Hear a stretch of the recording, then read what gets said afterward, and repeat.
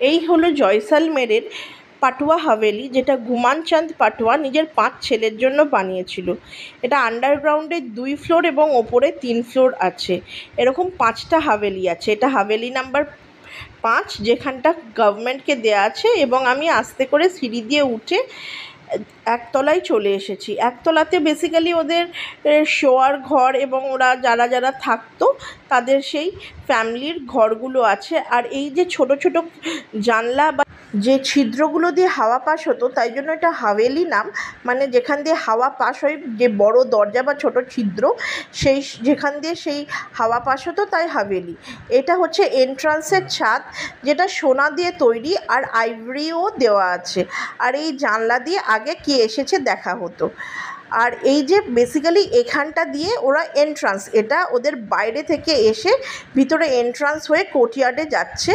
আর ধরুন ওই যে জানলা, যে ফুটোটা দেখতে পাচ্ছেন, তখনকার মহিলাদের খুব পর্দায় থাকতে হতো।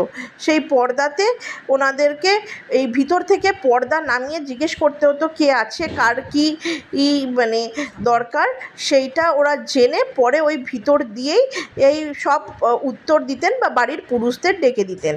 আর এইটা হচ্ছে ওদের এরকম, ওপরেও দেখবেন 1 তলা 2 তলা 3 তলাতেও করা আছে। এই ছোট ছোট খোপ যেগুলো দেখছেন, এগুলো ওদের মানে সোনা জহরত ধন দৌলত রাখার জায়গা। এইগুলোতে পাথর দিয়ে রেখে পাথর দিয়ে বন্ধ করে দিত, তাহলে দেওয়ালের মতন মনে হতো আর কেউ বুঝতে পারতো না। আর যে বললাম আন্ডারগ্রাউন্ডে যেখানে খাবার দাবার রাখতো, স্টোরেজ হেসেল যাকে বলে, সেটা ওই সিঁড়ি দিয়ে নেমে যেত। আর ওরা এত মানে বানিয়া তো সব কিছু ভালো করে মানে রিউজ করতো। এখানটা মানে ওরা জলকেও মাল্টিপল টাইমস ইউজ করতো। এই যে দেখছেন এখান দিয়ে স্নানের জল আসতো, আর এই স্নানের জলটাই ওরা এই নিচে ফেলতো এই ছিদ্র দিয়ে, যাতে ওরা ধোয়াধুয়ি কাচাকাচি করতে পারে। দিয়ে বেরিয়ে এই কোর্টইয়ার্ডেই ওদের মানে কোর্টইয়ার্ডটা বেসিক্যালি কী হয়েছে, মানে গরমের সময় বাইরে কোর্টইয়ার্ডে রান্না হতো। এবং ভিতরের দিকে আমি রান্নাঘর একটা আছে যেখানে ঠান্ডার সময় ইউজ হতো। আর এই যে মানে এইটা দেখছেন, এই কারুকার্যগুলো করেছে মানে ওদের 2 রকমের কারিগর ছিল, মুসলিম এবং হিন্দু।